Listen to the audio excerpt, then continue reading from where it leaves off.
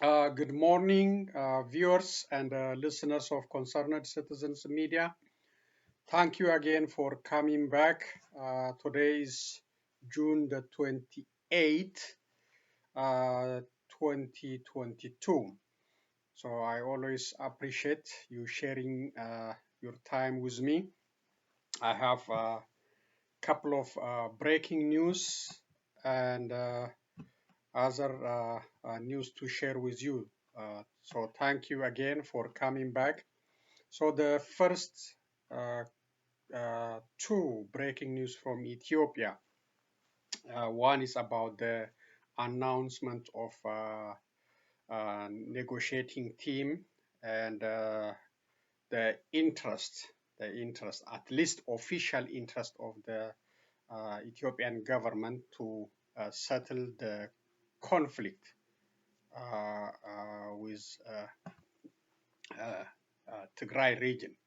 So I will start with the video from I shared from Fana Broadcasting Network. So let's listen what the Minister of Defense, Minister of Justice, Mr. Dr. Gideon Timotheus talking about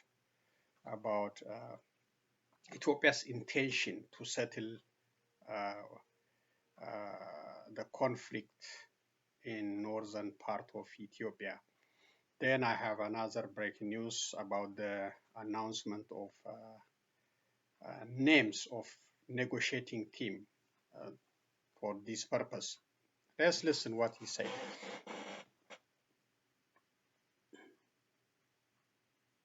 One of the agenda items that the Executive Committee and the Central Committee of the Prosperity Party have deliberated upon in the previous week was concerning the option of the peaceful resolution of the conflict in the northern part of Ethiopia. The basis for the deliberation was a report submitted by a committee which has previously been established by the Executive Committee of the Prosperity Party. This committee had been established to explore the prospect of the peaceful resolution of the conflict. After a careful consideration and study of the matter, this committee established to explore the peaceful resolution of the conflict had reported back to the Executive Committee and the Central Committee of the party. Both committees have deliberated upon the report and the recommendations of this committee, and they have unanimously decided that the effort to find a peaceful solution to the conflict in the north should continue and should be strengthened further. The basis for this decision, factors that have been taken into consideration while reaching upon this decision include the fact that we have always preferred a peaceful resolution to disagreements and dispute, and the fact that this was not a conflict that we have preferred. This is not a conflict that we have entered into with our revolution, and this is not something we chose. This is a conflict that has been imposed upon us even prior to the commencement of the conflict. The ruling party, the federal government, has done everything within their power to find an amicable solution to the conflict. Once the conflict had started as well, including through a declaration of a unilateral ceasefire, the federal government has tried its level best to find a peaceful resolution to the conflict. This is something that I hope everyone recalls. Furthermore, both committees have taken into account the fact that peace is essential and of paramount importance for our political and reform initiatives to succeed. Furthermore, both committees have underscored the need to put an end to this tragic chapter in our history and to move forward. Both committees have expressed an aspiration to move towards reconstruction, rehabilitation, and reconciliation of communities that have been affected by the conflict. Both committees have also reiterated the need to avoid further bloodshed and to end the suffering and misery that has been occasioned by the conflict. Furthermore, both committees have expressed the need to foster national consensus through a process of inclusive national dialogue. So these have been the factors and considerations that have been that are behind the decision of the central and executive committees of the Prosperity Party. Now, coming to the principles that both committees have adopted as being framework principles that should guide the peace process, both committees have underscored that the process should be pursued in a manner that is in accordance with and that optimizes the following fundamental principles. First, respect of the constitutional order and constitutionalism. Second, respect for the fundamental national interest of the Ethiopian people and the Ethiopian state. And third, the African Union as the facilitator of the process in accordance with the principle of African solutions to African problems. So I would like to reiterate the fact that while both committees have underscored the need to pursue a peaceful resolution of the conflict, they have also emphasized the need that any outcome of such a process should be within the bounds of these three principles that I have stated. Respect for the constitutional order, respect for fundamental national interest, and the role of the African Union as the facilitator, as the lead of the process. Furthermore, both committees have emphasized the need to be ready for any eventuality and outcome. Both committees have underscored that while we remain committed to the peaceful resolution of the conflict, given the nature and history of the entity we are dealing with, it might not, and the fact that it might not be considered as a reliable partner for peace, the respective relevant national defense and security institutions should be ready for any eventuality and any outcome. Both committees have emphasized the need to be ready for all eventualities. We want to give peace a chance. We are committed to the peaceful resolution of the conflict. We do our level best to make our agenda for peace a success. However, we are also realistic about the daunting challenge ahead of us and the need to be ready for any provocation or attack. So we hope for and work for the best, but we shall be prepared for scenarios that are far from the best. So this is something that both committees have wanted to convey. Finally, the Central Committee and the Executive Committee of the Prosperity Party would like to call upon all Ethiopians from all walks of life, from all parts of the region, to support this peace initiative and this peace effort. And both committees would also like to call upon the international community and friends of Ethiopia to play a constructive role and support this peace initiative and agenda. I thank you. Searching for a reliable Okay. sedan? Shop the area's best selection of affordable cars at unbeatable prices. I will come back to the other videos. Let's see. Apologies. Okay, here you go. Okay.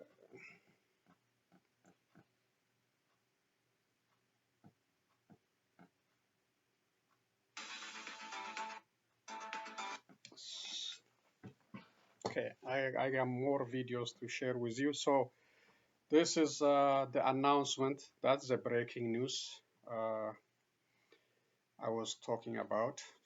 That's from Ministry of Defense. He is one of the negotiating uh, team from the 7 members, also announced by Ethiopian government to settle the conflict in northern part of Ethiopia with Tigray region. So the good thing is you hear him using, all positive words, nothing about junta, nothing about Shabari or something like this. So it looks now smooth, smooth. So he says that the ruling party and the central committee determined to settle this issue, resolve this issue peacefully, which is a good thing. Peace is very essential, it's a paramount. And as he said, it is pressure upon them. That's a lie. Before the war started, I also reported on this conflict. Before the conflict started, other medias talked about it and the way things is heading before the conflict started. It was the central government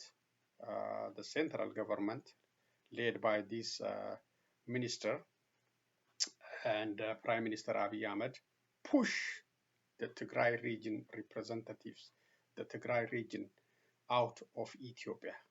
There was a pressure, cutting the budget, conducting different propaganda, isolating the Tigray region representatives from the federal offices, from the military, slowly, and finally declaring war. So it is not true. When he said it is pressured upon him, no, that's a false. It was a conflict Prime Minister Abiy Ahmed interested to engage in.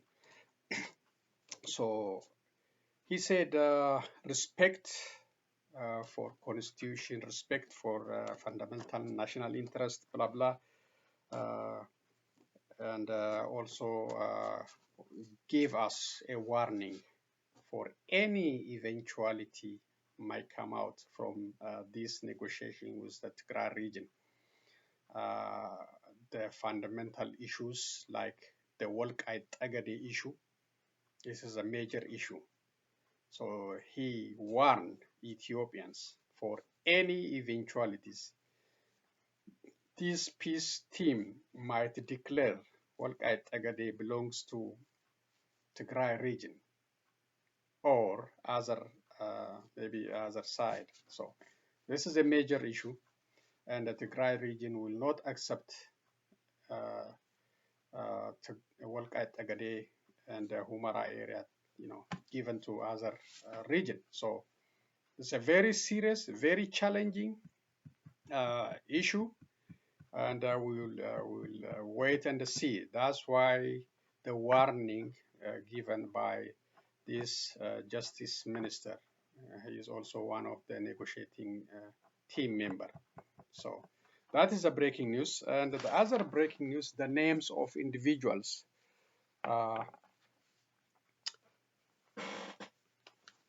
names of individuals chosen to lead the negotiating team on the part of the federal government. Let me read.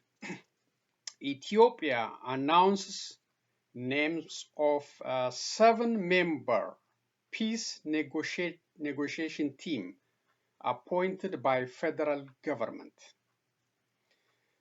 State-run EPA announced names of 7-member peace negotiation team appointed by the federal government to resolve the crisis in the northern part of the country.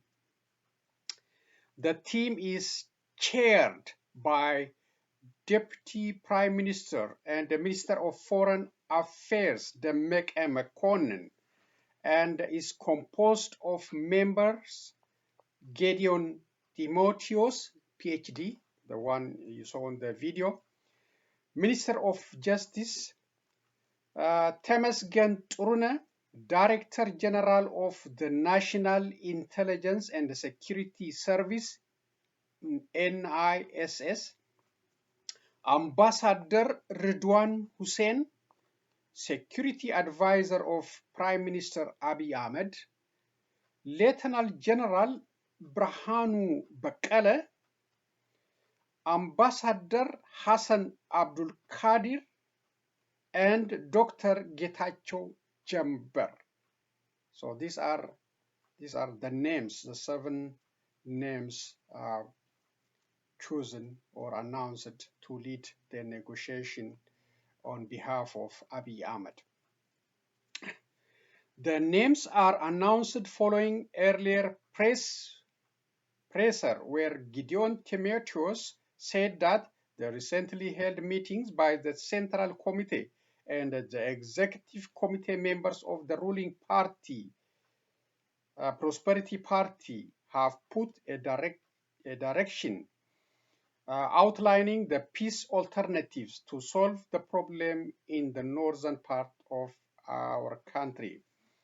Dr. Gideon said the direction the party will pursue will be in a manner that respects the constitution and the national interest of the country and facilitated by the African Union. On June 14, Prime Minister Abiy Ahmed told lawmakers that his government wants peace with everyone and revealed for the first time that a study committee has been formed under the leadership of Demek Mekonnen. Although the statement from the federal government said peace talks to be held under the facilitation of the African Union, in a letter addressed to President Macky Sall, chairperson of the African Union and the president of Senegal, on the 14th June, Debretsion Gebremichael, PhD, president of Tigray state, expressed reservation in the African Union-led process. The silence of the African Union over the war and the atrocities perpetrated by the forces ranged against us was a betrayal of the foundational principles of the Union. We have consistently condemned the failure of the African Union chairperson and his high representative to take a position consistent with their solemn obligation under the Constitutive Act of the Union, the Protocol establishing the Peace and Security Council, and a host of other commitments entered into. In the considered view of the people and the government of Tigray, the leadership of the African Union Commission has yet to redeem its failures and restore our trust, the letter said.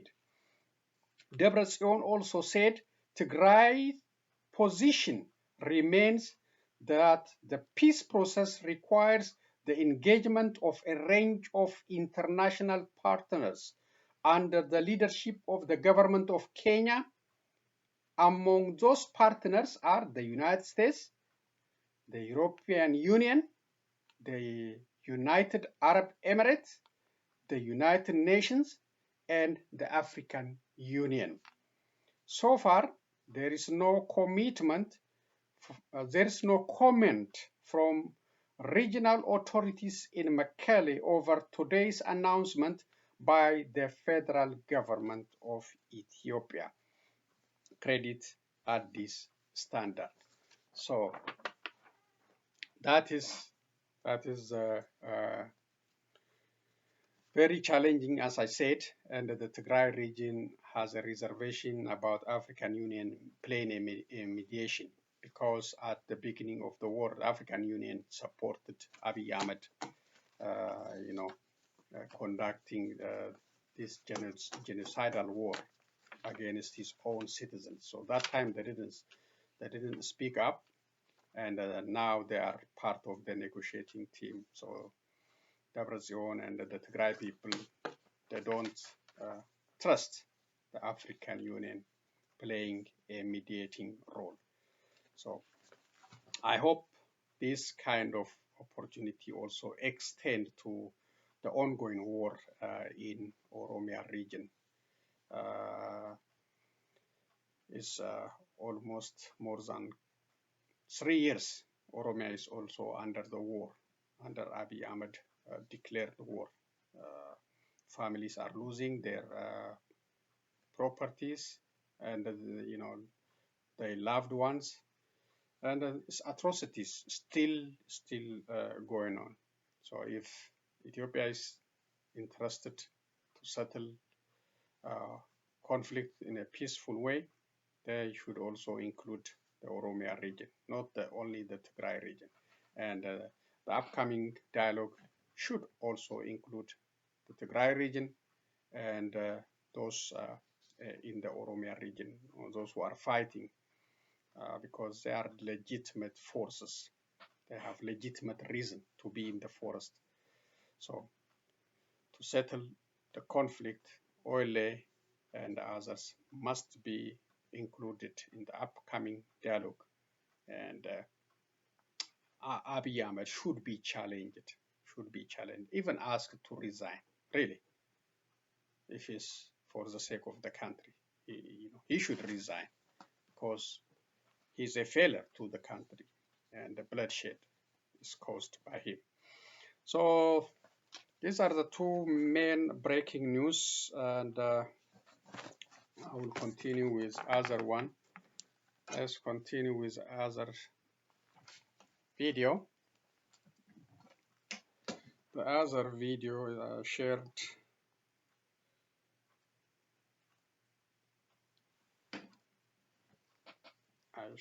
with Awash Media also is very important one. Is about the blaming of Onek Shane, and it's a creative recorded phone conversation about who carried out the attack. According to this revealing secret, the action of the regional government, the zonal authority is responsible, not Onek Shene. You will hear it's in Amharic, and please translate it, the whole video, if you understand it, and instead of just repeatedly blaming Oile and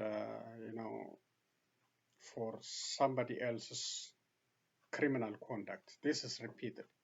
It happened in Karayu leaders killing. The government in Oromia region used the security force to round up these Abagadas, those cultural leaders, killed 16 plus of them, then blame Onek Shani, but exposed later on by their own parliament member. The same thing is now. Let's listen. Music.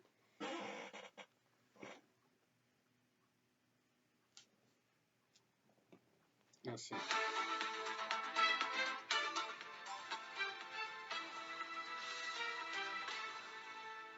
Ashama arkabune yoo yaajachaa hordoftootaa fi daawwattoota sagantaa Awaash miidiyaa ilmaan Oromoo marti biyya alaatii fi biyya keessa kan jirtan bakkuma jirtan rabbiin nagaa isinitti haa ta'u isin jechaa har'a icciitii jabduu takka gabbee hayni hin dhokatu numatu bubbula malee gartee dhuftisaan haftuu jechaa dubbachaa turre nuti lafaa kaanee akkatti hin morminu waan morminuuf qabna icciitii jabduutu gabbee akka waan ammaan dura raawwatame irratti dhaqqabnee quba qabdan arrawaan ajaa'ibaa takkaa dhufe jechuudha. Hafuuraan fudhadhee gammachuun na jira. Isinillee akkasumatti itti gammaddanii jeetiin abdii qaba jechuudha. Waraanni bilisummaa Oromoodhaan lafaa ol ka'ee waan hin godhin ani hin goone jee hin falmu jechuudha. Waan godhe ani hin goone jee hin falmu. Waraana dhugaarra dhaabbatu. Ilmaan Amaaraa naannoo Oromiyaa keessatti buna gurguratanii jiraatanii qotatanii oomishatanii jiraatan. Otoo fixuu fadhee ganna sadeen kana murru godhee naannoo Oromiyaa keessaa galchee waan Amaara jaan dhabamsiisa. So he's just talking about what secret he has. He will let us listen to it, but before that he's explaining that Ole is not interested to kill innocent civilians. If Ole has that kind of interest, he could have finished all Amaras within the last year or so. But Ole is not interested. He doesn't have the objective to kill innocent Amara or Kurage or other ethnicities. The target is Abiy Ahmed, who oppressed the Oromos, who caused the bloodshed in Oromia region. Wallaggaa gartee bakka waraanni bilisummaa Oromoodhaan nama fixeette mootummaan gaddeetti dhagamte ibsatte duraan dubbanne dubbii maal godhuuf deeman dubbii walloo bishaan itti naquuf deemanii isiniin jenne biyyeetti naquuf busheessuuf akka dubbiin sun ol hin fudhamne artistoota ta'annoo jala oolchuu waan hin dandeenyeef isiniin jenneen turre. Kanaaf jecha maali icciitiin baate durumaanuu nu dogongore jarri dogongore lakkaa Itoophiyaa Oromiyaa keessa amma duras dubbachaa ture nu irraanfate malee shanee lamaa jira akka mootummaan beektutti. Tokko kan ofii hundeessanii fi Oromiyaa Liberation Army waraana nagayaa kana maqaa balleessuuf garee mataa magaalaa irratti bitan rifeensa magaalaa irratti bitan ofii hundeessanii jira jechuudha. Kanaaf so he's talking about another connection created under Oromia regional government. የቶሌ ቀበሌ የሚሊሻ ጽሕፈት ቤት እንደዚሁም ደግሞ ዋና አስተዳዳሪውን ጨምሮ ሌሎች በጸጥታ መዋቅሮች ያሉትን የሀገር መከላከያ ሰራዊት በቁጥጥር ስር አውሏቸዋል። የሀገር መከላከያ ሰራዊት በቁጥጥር ስር ሲያውላቸው እንግዲህ የቶሌ ቀበሌ ዋና አስተዳዳሪ አቶ ንጋቱ ኡመታ እንደዚሁም ደግሞ የሚሊሻ ጽሕፈት ቤት ኃላፊው አቶ ኪዳነ መረዋ ሚስጥር አውጥተዋል። እነዚህ ሰዎች እንግዲህ ከጊምቢ ወረዳና እንደዚሁም ደግሞ ከዞን በተላለፈላቸው መሰረት የኦነግ ሸኔ ታጣቂዎችን ወደ ቶሌ ቀበሌ አስገብተው ሐሙስ ዕለት ማለት ነው ቅዳሜ ዕለት ጠዋት ጭፍጨፋው ከጠዋት እስከ 7 ሰዓት ድረስ ጭፍጨፋው እንደሚፈጸም የጊምቢ ወረዳ አስተዳዳሪና ደግሞ ሌሎች የዞን አመራሮች ከላይ ትዕዛዝ ተላልፏል በሚል ይህንን በነገሩኝ መሰረት እንግዲህ ጭፍጨፋውን አስፈጽመናል ሲሉ እንግዲህ ለሀገር መከላከያ ሰራዊት ቃላቸውን ሰጥተዋል። ወንዲ ሆጀተሜ ሊጦ ኦሮሚያ ከይሰት ማሊ mootummaan godinoota sanii jechuun bulchitoonni godinoota sanii magaalaa gartee tolee jaamu san keessaa warrachi bulchaa magaalaa saniitii fi hoogganaa milishaatii fi warra gartee saajinootaan bakka gadhiisaadha. Waraanni keenya hashaneedhaa jechuun waraanni keenya hashanee jedhan waraanni isaanii hashanee kan rifeensa magaalaa irratti bitan kan madura waboon toonnoo jala olchitee nu argisiisaa turte jechuudha. Ganama sa'aatii 3tti seenanii tarkaanfii fudhatanii waboo maqaa balleessuuf deemanii isin bakkicha gadhiisaadha magaalaa keessaa baay'anii. Maqamman waraana bilisummaa Oromootuutu magaalaa keessaa baaseedhaaf deemee beekadha. Gaafa waraanichi fi milishaan naannoo san keessaa isaan qaban bahan shaneen isaanii dhufteet ganda karaatti cuftee asitti cuftee akkam baane kallattii hundaan karaatti nyaggootee ilmaan nagaa ijoollee takka odoo nambisin jaarsii odoo nafin murru godhan. Dafanii akka waan karrayyutti raawwatamanii beektanii laphodhanii waraana bilisummaa Oromootti dhooban jechuudha. Otoon bubbuleen hayni bee warri achirraa achi keessa bahe bulchaa magaalatti eenyu maqaansaa eenyu ummataati tokkos eenyu ati warruma kana bulchaa milishaatti namsadii warri ammoo hooggana bakka san gartee duraan hoogganaa ture kan gadhiise saajinaa tokkoo fi hoogganaa milishaatii fi bulchaa magaalatti gadhiisanii bakka biraa bulan ganama sa'aatii 3tti shaneen mootummaa dhufteeti ganda murruggoote jechuudha. Eenyummaa icciitii tana baase raayyaan ittisa biyyaa dhufeeti bulchaa magaalattiitii fi hoogganaa milishaa magaalattii sanii qab godhee to'annoo jala oolchee wanni kun akkamitti akka raawwatame qorate jechuudha. Jarri akkasitti icciitii gadi baasan warra waradaa warra waradaatu warra zooniitu nutti bilbilee isin magaalatti gadhiisaadha. Waraanni keenya ganama seenee xiqqaatii raawwachuuf deemaa nuun jaanii. Jaanii xiqqaatii raayyaatti biyyaatti baasan viidiyoon kana dhageeffadha. Ani hin jenne Oromoon hin jenne Amaara warra nama keenyaa dhume jechaa jiruutu dubbii tana waliif himaa jira jechuudha. Nuu miti ammas ka gaafate Oromoo miti kan gaafate isaanumaan wal gaafate. Haayini akkana abbaa otoo silaa Oromoon gaafatte nama san sodaa Oromootiif jaayan otoo silaa ka gaafate Oromoo ta'e waraana bilisummaa Oromoo irraa maqaachimeessuudhaaf jaayatan. Ammoo dhugaan lafa jirtu warra Amaaraatu bilbilee maaltu ta'e maaltu raawwatame icciitiin akkamii baate jee wal gaafatan jechuudha. Namni achi jiru kan Amaaraa maal jee deebiseef rabbiin haqa miskiinaa warra haqaaf lolu warra gartee damni irratti hojjetamu dhugaasaa hin dho'isu jechuudha. Dhageeffadhaa viidiyoo.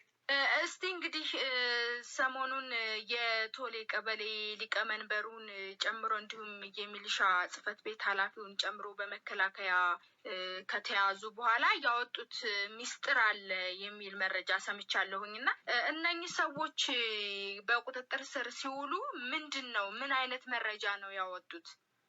ከመጀመሪያ ከአሙት ማታ ከቀበሌው ጥበቃዎችና ከመንበሮቹ ከቀበሌው ወጥተው እንዳደሩ ሌላ ጎረቤት መንደሮች እዛው በቶሌ ቀበሌ ከተማ ወጣ ብለው ያደሩት ዛሉ ቀና ነው ሰላም የተዉት። ከዛ ቀጥሎ ደግሞ ቅዳሜ ሲፈጠር ችግሩ በ3 ሰዓት እኛ ተራጆች ይመጣሉና እናንተ ውጡ ብሎ አዞናል ብለው ሁለት ሰዎች ነው ለመከላከያ ቃላቸውን የሰጡት ማለት ነው። ማን ይባላል የቀበሌው ሊቀመንበር? የቀበሌው ሊቀመንበር ንጋቱ ኡመታ ነው። እሺ የጸጥታ ጉዳዩ ኪዳነ መርዋ ነው። ማን ነው 3 ሰዓት ላይ የኛ ሰራዊቶች ይመጣሉ እና ጥቃቱ ይፈጸማል ብሎ ትዕዛዝ የሰጣቸው? ወረዳው ነው። የጊምቢ ወረዳ ዋና አስተዳዳሪው ነው። ዋና አስተዳዳሪው። ከዛ በፊት ጥቃቱ ከመፈጸሙ በፊት ሌላ የተላለፈላቸው ትዕዛዝ ነበር? ከዛ በፊት መጀመሪያ ሐሙስ ማታ ከዛ መንደር ጸጥታ ጉዳዮቹ በሙሉ ወጥተው ነው ያደሩት ከከተማይቱ ማለት ነው። ከከተማይቱ ወጥተው ሲያዱ እነሱ ማደሪያቸው መጥተው ታርዶና በየክሶ ሲጨፍሩ ያደሩት ቶሌ ቀበሌ ላይ ወለጎች ቁጥር ማንቀጣት እና እንደገና በዛ እንግዲህ ጁምዓ ደግሞ እነሱ በየቦታው ተመራሩ፣ በየቦታው ለቀቁ። ከዛ ቦታ ቅዳሜ መጥቶ ችግሩ ተፈጠረ። ዙሪያውን አጥረው የወጣውም እንዳይገባ የገባውም እንዳያመልጥ ዙሪያውን መንደሩን ከእያንዳንዱ መንደር ተከፋፍሎ ከአንዱ መንደር አንዱ መንደር እንኳን እንዳይረዳዳ ከየመንደሩ ተከፋፍሎ ተመድቦ ነው ጦርነቱ ሊካሄድ ይችላል ማለት ነው። የቀበሌው ሊቀመንበርን ጨምሮ እዛ በቀበሌዋ የነበረው የጸጥታ ኃይል ሐሙስ ማታ ነው ወጥተው ያደሩት? ሐሙስ ማታ ነው። ዓርብ ጠዋት ደግሞ ሳጅን አሰፋ የሚባል ፖሊሱ ዋናው እሱ ወደ ፍሬም ብሎ በሞተር ተሳፍሮ ሄዱ። እነዚህኞቹ ደግሞ ወደ ጆግር ብሎ ተሳፍሮ ሄዱ። ነገሩ ቅዳሜ በ3 ሰዓት ላይ ስራው ተጀመረ። ዋና ከናጅራ ዋን ከናራ ወተሜ ወራኔ ቤተማ ኦሮሞ ገቾ ከናን ጎን ሄዳበዳ ካድሮኒ ሞቱማ So that is the truth about what happened in Tole Warada, Gimbi, in a Gimbi district. So the conversation you heard on the phone is between the Amaras. Oromos are not involved. So the Amaras, maybe a reporter, I don't know, asking a local resident from that local area what happened in that Tole massacre. So the resident is telling her that local authorities told by higher authorities to leave the area. So the government Onek Shene, especially the Oromia region, control it, will come and conduct the criminal or the genocide reported on all medias. The number is mixed, no clear number, from 200 to 2,500, and all media crying on that report. So it is clearly indicating that the zone authority told the Tole area administrative, the security chief, the chairman of the Kabale, Mr. Negatu Ummata, and also the police sergeant Asafa, and the peace and the security person Kedane Marawa. So these people told by higher authority to leave the area, open the area for government errors, government Onek Sheni to come, seal the area. No one can come out, no one can come in. So killed residents, genocide, conducted genocide, carried out genocide, killed children, killed a woman, all the atrocities reported on the media. Then, because they dress them like oil, so the government can blame Onak Shani or oil. So the international community, the Ethiopians back home will blame. They blamed. They made so many news on that, conduct different protests, so they can, the government can put oil under terrorist watch list, condemned by international community. That was the target. That was the game. But oil denied officially and called for independent investigation. That's why we also called, and others also called for independent investigation. This phone conversation between these two individuals strengthen that point. We need independent investigation about Tole in Gimbi massacre. We need to expose the government game. Is the same game was played on Karayu leaders. So it should be exposed. That is the witness. This phone conversation is a witness indicating that the government is to be blamed, not Onak Sheni, not Onak Sheni. So this, we need to spread this news. We need to share this news, and we need to translate this conversation into English, share to others too. So this is very essential.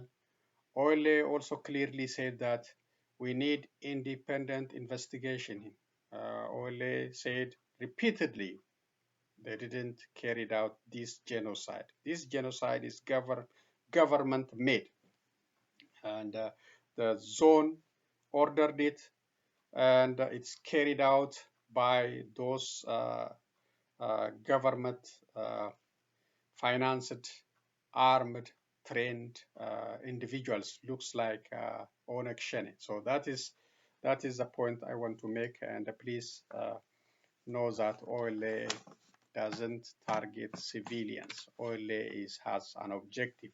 The objective is to remove the oppressor and end all atrocities carried out in Oromia on Oromos. So that's the target. The target is not innocent Amaras or innocent Gurages or Sidamas or Walaitas. No, that's not the target. So that should be clear. The other thing is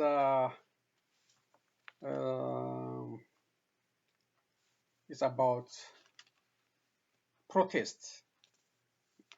In this past week, the Amara students carried out different protests. Different universities participated. Addis Ababa University crushed immediately by security forces. Abiy Ahmed is brutal brutal, will not allow you to speak up, to express your anger. Crush them, immediately shut down that protest. But the other protests carried out in Amara region successfully transmitted their message.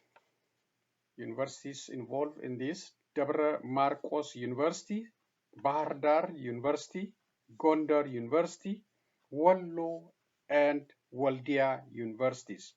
All these universities students came out and expressed their anger, especially against Prosperity Party and Abiy Ahmed administration. They rejected Abiy Ahmed administration, and they successfully exposed his failure. So that's why we have another statement from, say, joint statement, also from the government of Ethiopia. Joint Security Intelligence Task Force urges university students to be aware of media incitement, steer clear of violence. That's a warning for students, because they scare the government scare of the student movement. It's it's successfully carried out in Amara region, but shut down in capital city Addis Ababa. The police came with a heavy-handed and crushed it immediately for now. So now we have a warning. Let's see. So this Joint Security Intelligence Task Force includes the following agencies: National Intelligence and Security Service, NISS. The second one, Federal Democratic Republic of Ethiopia Defense Force. The third one, Ethiopia Federal Police, and Information Network Security Administration, INSA. So these are the four agencies released this statement on student protests and other related matters. In a statement it released this morning, the Ethiopia Joint Security and Intelligence Task Force, which is comprised of the National Intelligence and Security Service, Ethiopian National Defense Force, the Federal Police Commission, and the Information Network Security Administration, cautioned university students to be aware of inciting media propaganda, which are deliberately being disseminated to create unrest within university communities and to steer clear of violence.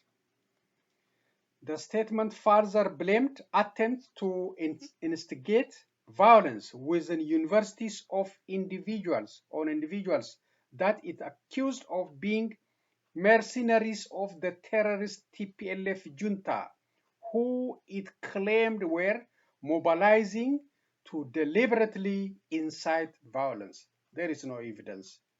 There is just false claim. This is false claim. TPLF is not in Amara region. It's not in universities. This is false claim.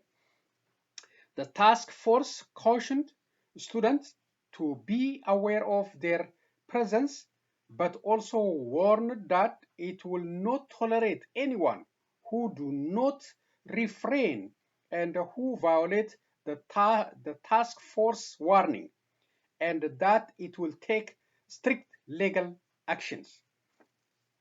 The task force blamed unnamed media broadcast that it accused of disseminating information, claiming that an intelligence team has been dispatched to universities in Amara region to attack Oromos and other national group students studying at these universities. It said that these unnamed media outlets which are bought with dollars, have been working to destabilize the country by framing agenda which are divisive and inciting sectarian violence, following the recent violence in Gondar city and using it as a pretext. They have tried to spread the violence to all parts of the country, the statement said, adding, however, their destructive mission has been thwarted by our people's culture of tolerance, foresight, patience, and the efforts of our security forces. The statement said that federal security forces and the Joint Task Force were able to thwart recent joint attacks in Gambela city and its environs by Gambela Liberation Army and Oromo Liberation Army, referred by the government as OLF Shane, as well as attacks in the towns of Gimbi and Dambidolo in western Oromia. The terrorist groups were significantly wiped out. The crises have been neutralized and normalcy has returned to the area, the statement said. Thank you again at this standard. So that is a frustrated statement, a fear of student movement, fear of student protest, and bringing TPLF into the issue. TPLF has nothing to do with this. Nothing to do with this. So this is a government tactic, strategy to crush legitimate student movement and expressing anger. So now they warning the students, you will be crushed if you come out to protest. That's the warning. So that's a freedom denied. The constitution allowed to come out to express yourself, but under Abiy Ahmed, nothing will be allowed. It's a sign of dictatorship, and he is using different names, TPLF, Onak Shane, and then after that he can use the security forces. That's the situation, and for time being it might work for him. This is about the conflict between Ethiopia and Sudan. There is a huge problem between Ethiopia and Sudan. Sudan crossed the line and the state take over Ethiopian territory and using its people for farming Ethiopian ground. Now, due to recent event, the Sudanese government recalled its ambassador to Khartoum. Let's read. Ethiopia regrets Sudanese soldiers' loss of life, vows to investigate as Sudan accused it of executing 7 soldiers. The Ministry of Foreign Affairs said the Ethiopian government regrets the loss of life as a result of skirmish between the Sudanese army and a local militia, of which an investigation would be carried out soon. The statement from Ministry of Foreign Affairs came after Sudan accused Ethiopia's army of capturing and executing 7 Sudanese soldiers and a civilian, Reuters reported on June 27. But Ethiopia said the incident took place within Ethiopian territory after incursion by a Sudanese regular army unit supported by elements of the terrorist TPLF.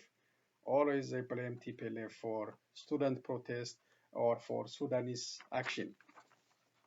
Ethiopia also categorically rejects the misrepresentation of these facts by the Sudanese Defense Forces that unjustly put the blame on Ethiopia, while it was the Sudanese army unit that has crossed into the Ethiopian border, provoking the incident, and expressed hopes that the Sudanese government would restrain itself from any escalation of the incident and would take measures that could de-escalate the situation.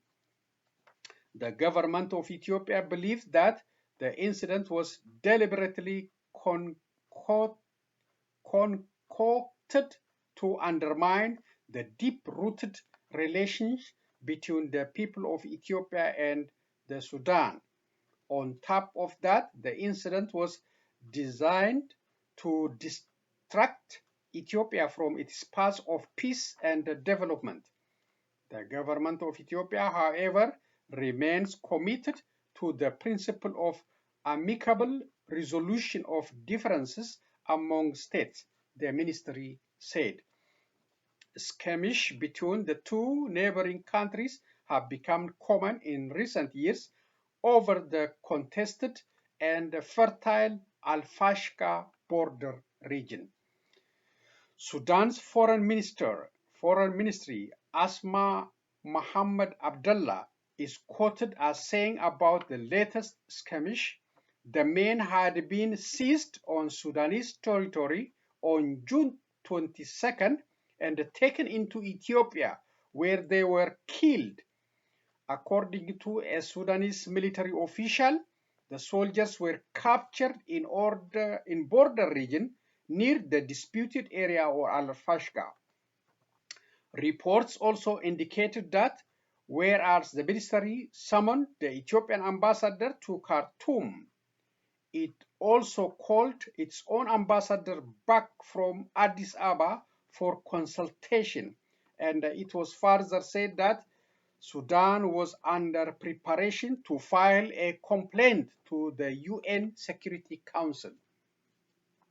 Sudan's army, late on Sunday, accused Ethiopia of displaying the bodies in public, Arab News reported, in an act that contravenes all laws and customs of war and international humanitarian law. The Ethiopian army executed 7 Sudanese soldiers and a citizen who were their captives, adding, "This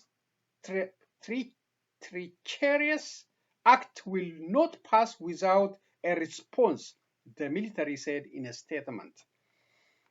Since 1902, Ethiopia and Sudan have engaged in a border dispute over a place called Al-Fashqa, a swart of fertile land, which the two countries contend on it following the hazardous demarcation of the place during when Sudan was under the British colonial rule.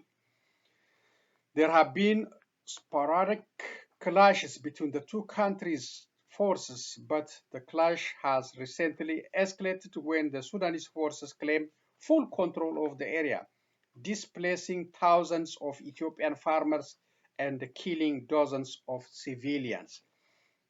Recently, Deputy Prime Minister and Foreign Minister Demeke told lawmakers about Ethiopia's determination to settle the border issue with Sudan by pursuing a peaceful path without inflicting any atrocities. He said, "We are striving to resolve the matter in a peaceful way, and Ethiopia will continue in that direction.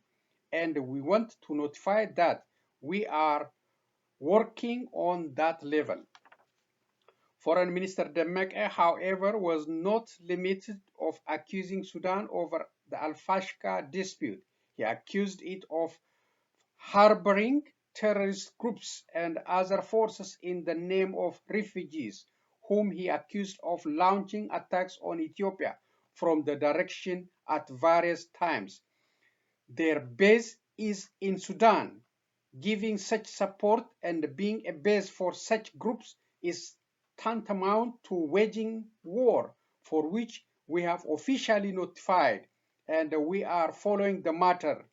But he also said that Ethiopia will continue all its effort to resolve it in a peaceful way. In any measurement, we underline that our territory will be brought back. Foreign Minister Demeke remarked his speech to the parliament.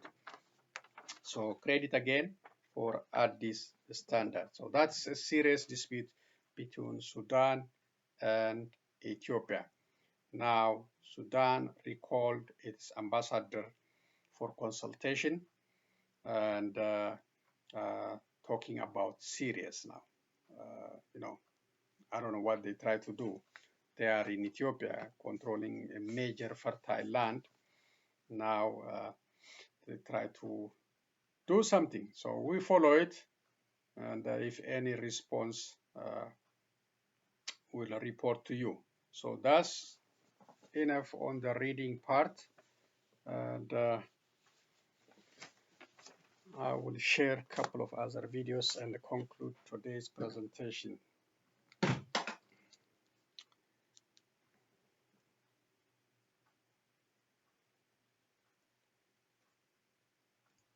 There we go.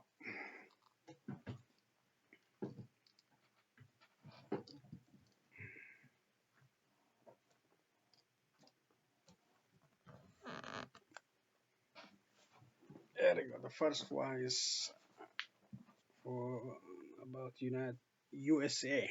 I'm Brittany Lewis with Forbes Breaking News. Representative Gregory Meeks voiced his support for the bipartisan Safer Communities Act on the House floor Friday. The bill laid out proposals like enhanced background checks for gun buyers under 21, federal grants to incentivize states to pass red flag laws, and the closure of the boyfriend loophole to keep guns out of the hands of domestic abusers. The New York lawmaker promised that this legislation will, quote, make a meaningful difference. Listen in for his impassioned remarks.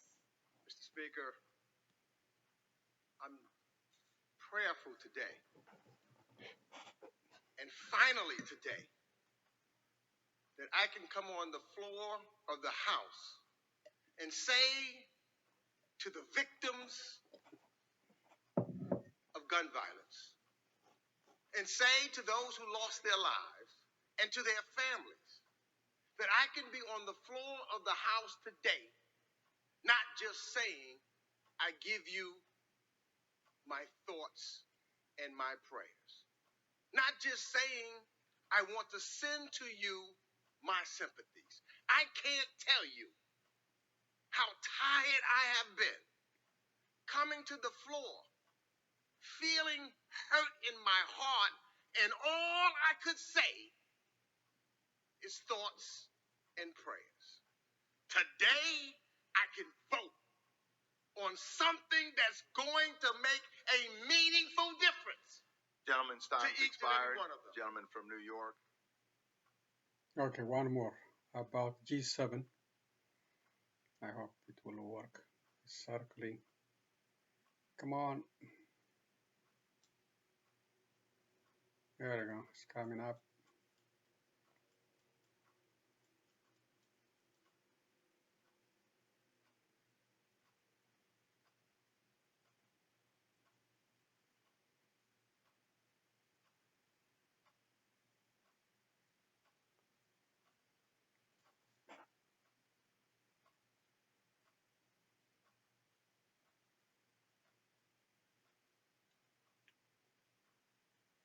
Apologies, for some reason the internet is not working.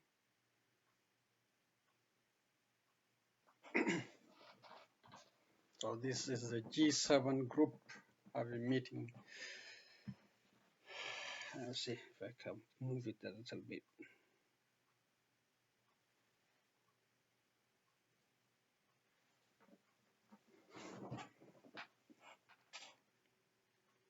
India, Indonesia, South Africa, and the World Trade Organization, among others, to join them in confronting some of the world's biggest challenges, primarily Russia's intensifying onslaught on Ukraine and its global impact. Russian strikes spiked as G7 leaders met, with a missile slamming into a crowded mall on Monday in central Ukraine. Summit host German Chancellor Olaf Scholz condemned Russia's behavior. Earlier, I very consciously called this a turning point, because of Russia's attack on Ukraine, all the rules, all the agreements that we have made with each other about the way the cooperation of states have been broken, especially the understanding that borders should not be moved by force.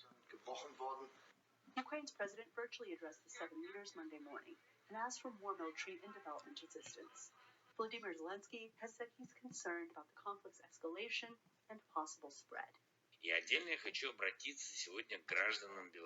I want to address the citizens of Belarus, both civilians and those in uniform. You are being pulled into war, even more actively than in February in the spring months. They have decided everything for you in the Kremlin. Your lives mean nothing to them, but you are not slaves or cannon fodder. The leaders of the world's largest economies say they also want to compound the economic pain on Russia. One idea they floated is price caps on Russian oil. Essentially, they will refuse to pay above a certain price. Analysts say it's unclear whether that idea will work without the cooperation of India, which has recently bought discounted oil from Russia. In order to be truly effective, you have to get all the oil buyers, into the club.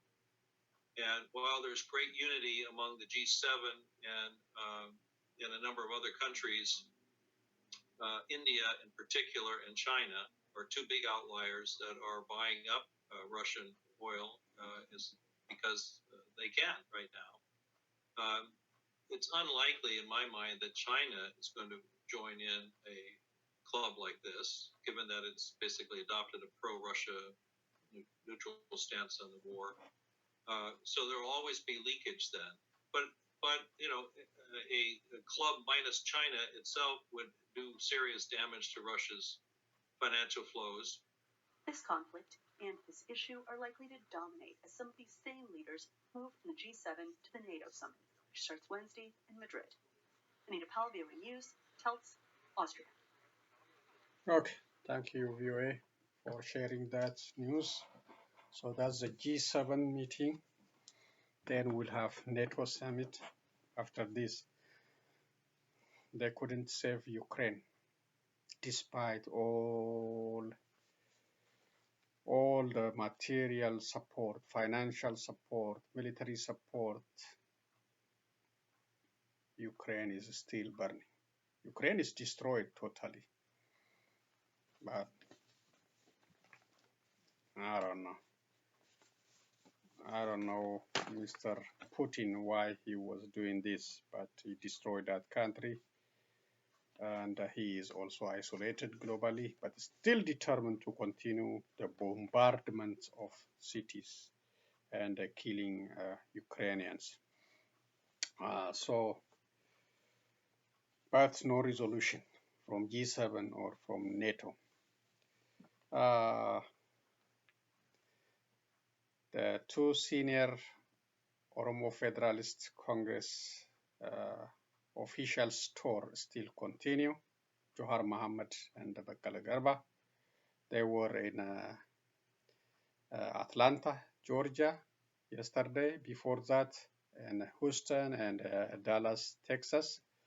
They are enjoying the discussion with Oromo diaspora community.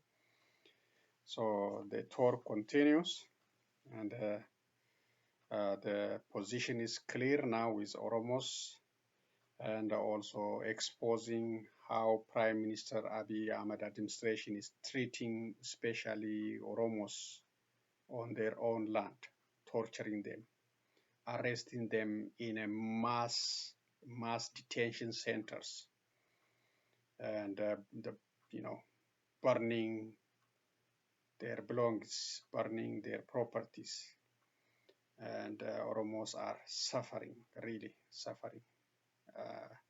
The revolution in 2018, hijacked by Opidio's today's Prosperity Party, led by Prime Minister Abiy Ahmed. That's why we see all the conflict, the tension, the inflation, the high unemployment, the international isolation, all kind of bad things, The country's economy, country doesn't have enough money to trade with international community. because of this wrong policy, hijacked revolution led by Prime Minister Abiy Ahmed. So that is shared with Oromo diaspora community, explained to them, and questions raised by the diaspora community answered by Johar Mohammed and Bakala Garba. The discussion is smooth now and friendly, and the atmosphere is welcoming, well celebrated. So, and finally, I'm gonna say all the medias try to expose, try to say bad things about oil targeting civilians in Oromia region. That is a false, according to the conversation I presented to you and the other reasons I mentioned, about Bagadas and Karayu region. That is clearly exposed by Oromia region representative, parliament member, openly in a parliament member meeting.